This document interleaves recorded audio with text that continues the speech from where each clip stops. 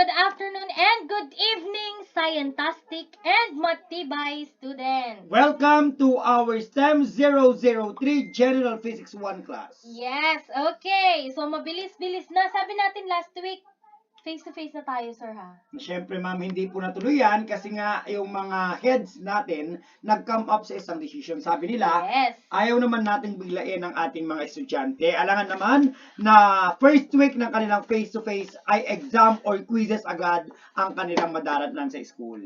So nag-decide sila ma'am na i-move sa August 8 ang start ng face-to-face ng ating grade 12 students dahil gusto nila ma'am na masaya lang ang first week ng ating face-to-face. Yes. No pressure, kumbaga. Okay. Kaya nga naman, mag-e-exam muna sila sa kanilang bahay. Then Tapos after na examination, makikita-kita na tayong lahat. At dahil dyan, let's proceed with our video discussions. At At ipapaliwanag lang ngayon, natin, Ma'am Tintin, ano yun? na itong mga i-discuss natin ngayon ay hindi nakasama sa kanilang examination. kasama pa. Ay, kasama pa ba? So, sa STEM 003 or sa Physics ay kasama pa. Kasama, I think, ano lang gayon, for the foldings. Oo, kasama yung topic. Ay, yung topic. Ayan. Okay. So, for module number 5, we have describing circular motion, kaya ba circle din yung slide? Oo. And solving equations related to it. Okay, I think circular motion, hindi na yan, hindi na yan Hindi bago na yan sa bago kanila. kasi meron yan sa basic Yung calculus term na nila circular. before. Yan. Circular motion. Hindi siya And- motion kasi pag Ay, oo pala, hindi siya motion. So, circular lang ang familiar. So, sa science, okay, we have two objectives or learning objectives. We have identified the factors that produce circular motion. And of course, calculate Yan naman. circular motion related quantities. Hindi nawawala talaga si calculate. So please prepare your calculators. Okay. And with that, let's have this one. Okay. When we say circular motion, is another simple type of motion. An object that moves. Ito, papakinggan. Ayan. An Circle object that constant. moves in a circle at constant speed, ibig sabihin ng constant speed, hindi Hindi nagbabago, nagbabago. is said to be experiencing a uniform circular motion. From the word hindi nagbabago or constant, ibig sabihin uniform circular motion. Pare-parehas. The magnitude of the velocity remains constant in this case, but the direction of the velocity is continuously changing as the object moves around the circle. Siyempre nga naman ma'am, pag nag-move yan, So, continuously nag-iiba-iba moving. yan ng direction. Pero pare-pareho pa rin sila ng speed. Okay? Yes, since acceleration is defined as the rate of change of velocity, a change in direction of velocity constitutes an acceleration just as does a change in magnitude of velocity. Thus, motion in a circle is always accelerated. Totoo naman yan, Okay. ma'am. Laging merong paggalaw at movement. So, in English ko, laging merong movement. Okay, so kagaya ng pinakita natin sa figure. Mayroong pagbabago sa Yes. movement. Kumbaga. Okay, next. And we Ayan. have our matinding formulas for circular motion quantities. Okay? In this, ano tawag dito na? Table. Table. Column ba to? Yes. Circular motion quantities, we have the angular displacement, the Angular angular velocity. velocity, and angular acceleration. We have our formula, ma'am. For angular displacement, we have delta theta is equal to delta, Theta theta sub 2 minus theta sub 1. Okay? And for angular velocity, we have W is equal to theta all over T. So, mamaya explain natin kung ano ba yung mga WT na yan. And Ayan. for angular acceleration, we have A, stands for angular, is equal to W all over T. Okay? So, we have the relationship to linear or tangential motion quantity. So, we Kapag have ang pinag-uusapan natin is Angular angular displacement, we have S is equal to R theta, which is the linear displacement. Yes. Mamaya papaliwanag natin yan Yes. lahat, ma'am. Pag sinabi ng mga angular velocity, we have V is equal to R times W, and that is our linear velocity. And when we talk on linear acceleration, we have A is equal to R times A. Okay.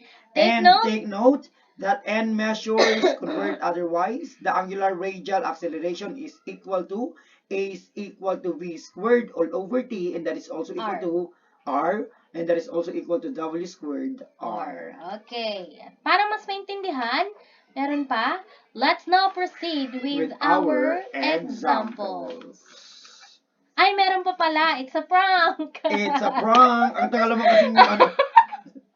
Magnitude of centripetal force. Ay, Another gusto ko rin yan. formula. Oo. The magnitude of the centripetal force required to keep an object in a circular path depends on the inertia or mass of the object and acceleration of the object. In symbols, ma'am, tinatawag nating F sub c, and that is equal to ma. Hence, F sub c is also equal to mv squared, all over r, if linear velocity is given. Or if angular velocity naman, ma'am, ay Ang given, that is F sub c is equal to m w squared r, where m must be in in radian measures. So, diba? Kahawig din siya nung yung sinasabi nating Yes. circular doon. So, syempre ma'am, alam na natin to. 1 revolution is equal to 2 pi radians, and that is also equal to 360 degrees. Okay, meron pa? Ayun. So, legit na. Let's proceed with our Examples. Ayan, so let's proceed with our example number 1. A 250-gram ball at the end of a string is revolving uniformly in a horizontal circle of a radius 0.70 meter. The ball makes 2 revolutions. A, what is its centripetal acceleration? And B, what force is to be exerted on this ring, on the string?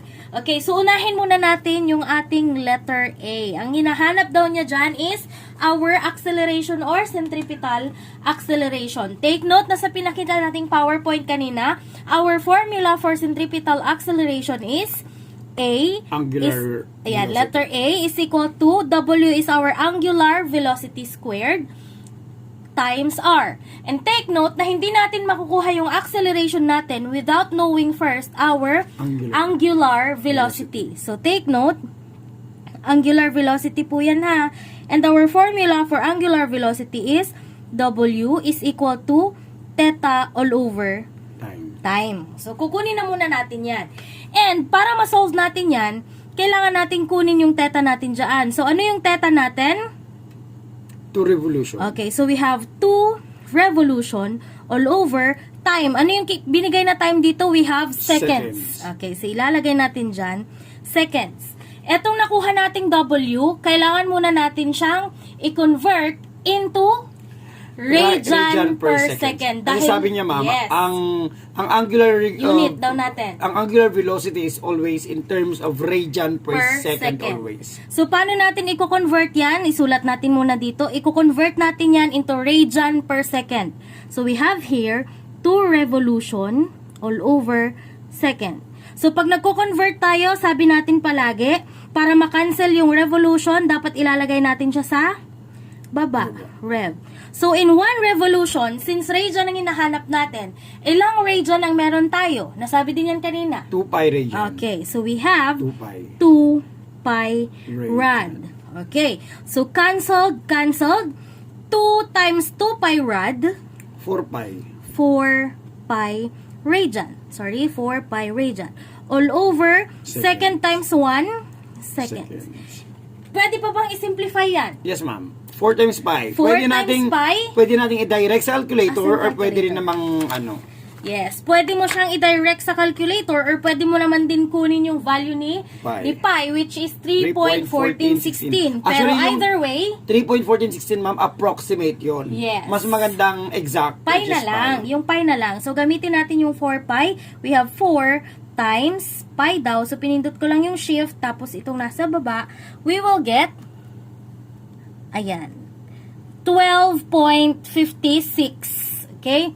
Ayan. So, we will get 12.56 rad per second. Okay. So, sabi natin kanina, dapat yan ang unit niya. So, since yan na ang unit niya, we are now ready to get our acceleration. O, ulitin ko lang ha. Pwede nyong i-times yung 3.1416 dito, pero approximate lang yan. Kaya ang ginamit ko is yung symbol na pi mismo. So, May let's question ako, proceed. ma'am. Yes, yes. Sa TG, ma'am, ang ginamit niya is 12.6. Okay? Ah, so, okay lang po naka-round ba na 12.56? Depende po yon sa binigay na instruction ni teacher. Yes, depende sa given instruction, pero most of the time ang ginagamit natin ay yung 2 2 decimal points. But since ma'am, sa TG is naka Sige. 12.6 siya, para hindi sila malito, Sundan gamitin natin. mo, 12.6. Sundan natin. Pag ni-round off mo yan, we have 12.6 radian per second. Okay. Maliwanag na po. Okay, since we already have our angular velocity, pwede na natin kunin ngayon yung ating acceleration. So, balik tayo dito. We have A is equal to angular velocity times radius. Squared siya ma'am, may squared Sorry, siya. squared. Huwag kakalimutan ng squared, please. Radius. So, we have now A is equal to, ilan yung na-solve nating W? We have 12.6. Again, do not forget to square it. Ma'am, radian per second pa. So, radian per second. Next, imumultiply mo daw siya sa ating radius. Based dito sa ating given problem, ang linaw-linaw dyan, ang radius daw po natin ay 0.70 meters. So, we have 0.70 meters. Ma'am, Tin, may question ako. Yes. Pwedeng ilabas mo yung 2 doon sa labas. Nabother ka ba? Oo. Ayan. Mas maganda. Using our calculator, ayan. Using our calculator, we have 12.6 square. We have 158.76. So, sulat natin, A is equal to 158.76. Imumultiply mo siya kay, ayan. And, multiply our radius, we have 0.70 meters. Okay. Sorry, nakalimutan ko ulit sulat yung rad per second, pero okay lang yan. Next, using our calculator again, let's multiply 158.76 times 0.70. Okay, so ang sagot na nakuha natin ay A is equal to 111.132. Ano ang ating magiging unit? Meter per squared Meter per second squared. Next, is this our final answer na? Sabi nga natin, depende sa instruction, pero ang common na ginagamit natin ay 2 decimal points. So, our final answer should be 111.13 meter per second squared. Okay.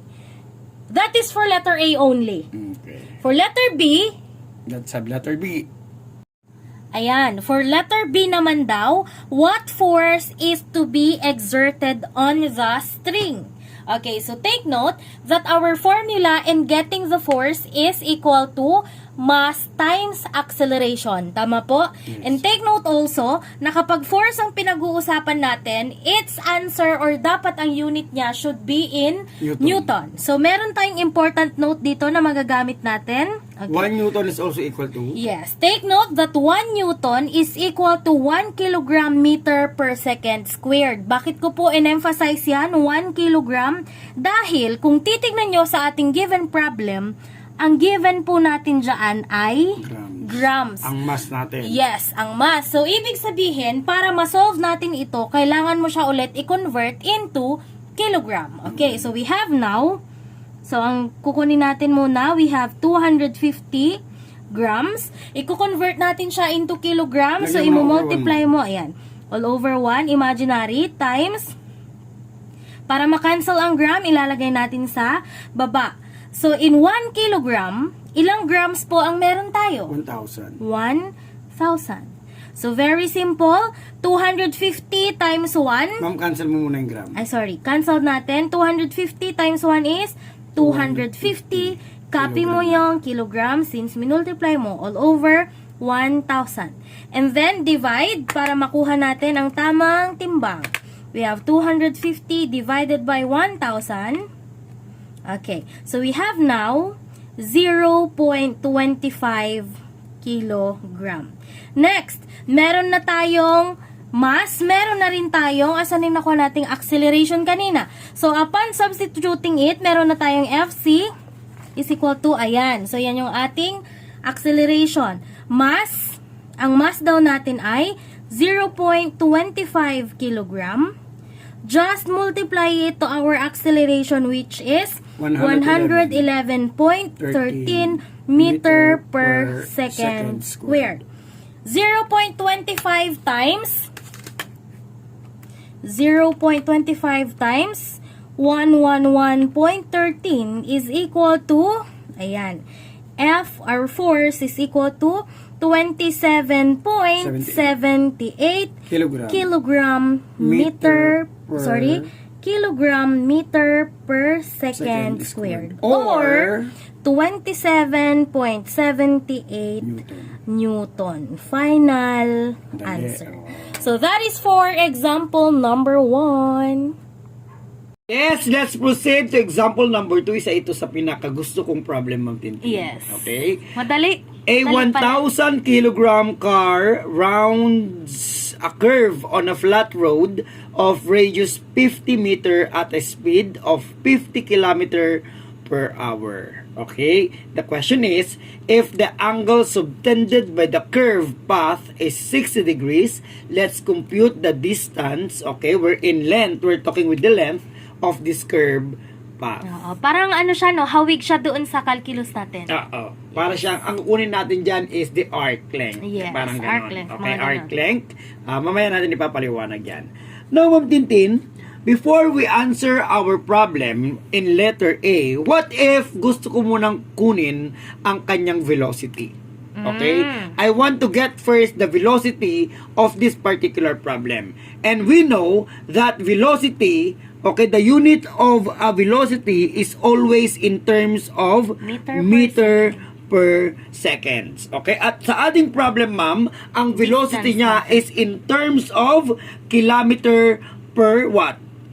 Kilometer per hour. So, ang ating velocity dyan ay equal to, sa problem natin mga anak ay equal to 50 kilometer all over hour. Sabi natin, Sir Jason, sabi mo, ang velocity is always in meter per seconds. That's why we need to convert this one. Tama, Ma'am Tintin? Yes. Uunahin muna natin, ma'am, ang kanyang unit sa taas. Okay? Since kilometer yan, gagawin natin siya. Ang ating main agenda ay dapat maging meter yan. Sabi natin, ma'am, ibababa muna natin yan, kilometer, at ang ating hinahanap ay meter. Isn't it, Ma'am Tintin? Yes. And we know that in every 1 kilometer, meron tayong ilang meter? 1,000. Meron tayong 1,000 meter. Therefore, cancel na yan. Yes. Meron na tayong meter per hour. Pero nga, ang ating main agenda ay dapat maging meter per seconds. Yes, okay na tayo sa meter,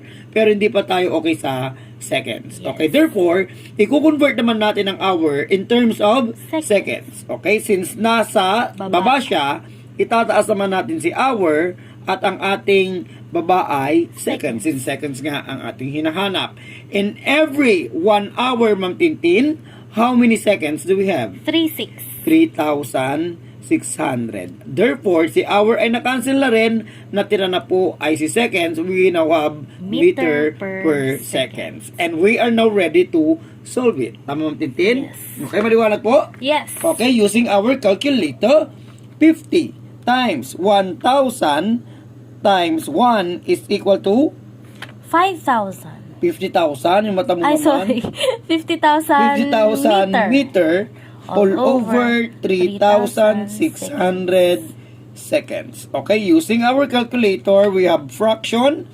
We have 50,000 all over 3,600. And that is equal to 13.88 meter per seconds, pero gusto nga ni TG natin ay isa lang, so 13.9 meter per seconds. Kaya po nakuha ang tinatawag nating velocity dyan. Okay, kung bakit yung pinakita yung velocity, kasi nasa TG nila, Ma'am Tintin. Baka kasi magtanong kayo, anong kinalaman nito? Bla, bla, bla, bla, magtataka yung bla. mga bata, bakit mayroong V dito? So, pinaliwanag lang natin kung paano niya nakuha si velocity. Kasi, ma'am, sa exam, kung magbibigay tayo ng velocity na ganito ang problem, alam na nila kung paano isosolve. Alam na nilang magbibigay tayo ng 5 ganyan. Oo, mga 4 lang.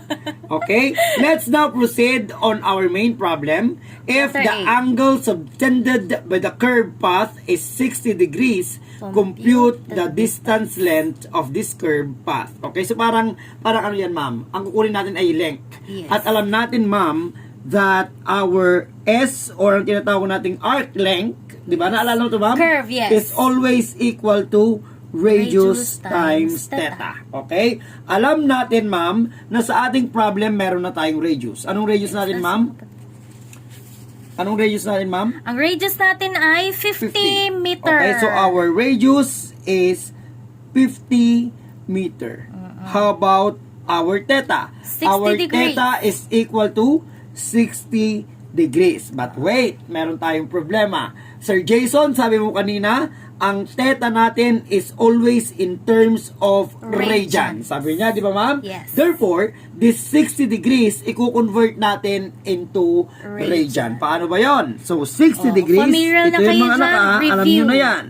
60 degrees, okay, ibababa po natin 1 times. Okay, since nasa taas si degrees, ibababa natin si degrees. Tama ma'am Tintin? Yes. And sabi natin kanina, in every 360 degrees, meron tayong 2 Revolution. pi radian. Anong revolution Sorry. sinasabi?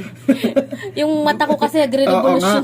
So, cancel na mga anak ko ang degrees. Meron na tayong 60 times 2 pi radian is equal to 120 pi radian all over 360. Isn't it, Ma'am Tintin? Yes. 120 and 360 are both divisible by 120! 120. Tama, ma'am? Yes. 120 divided by 120 is 1. One. Huwag na natin isulat, pero pwede natin isulat ang pi. All over. 360 divided by 120 is 3. Three. So we have now 3 pi, 3 all over, ay pi all over 3 radian. Sir Jason, kanina nasa taas, ngayon nasa gitna. Okay lang Okay yan. lang nasa taas, Kahit okay na lang din ganyan, nasa gitna. pwede rin namang pi radian all over 3. So wala po silang pinagkaiba. Now, meron na pa tayong theta at meron na tayong radius. Therefore, we are now ready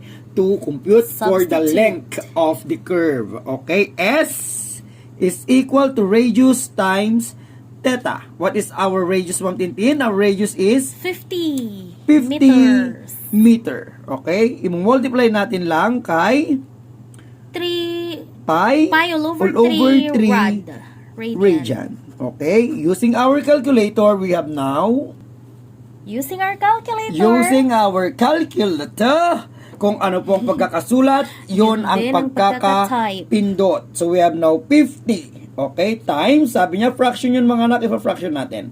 Pi, shift, okay, ito yung pi, all over 3.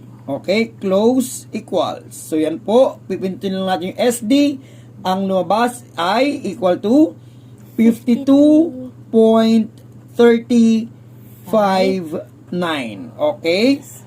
Meter. Okay, kasi we're looking for the length. Kaya meter lang po ang ating unit. Now, ang sabi po ay depende sa kung ano ang sinabi sa instruction. Yes. Pero kung gusto ko ngayon, ma'am, is One decimal tenth.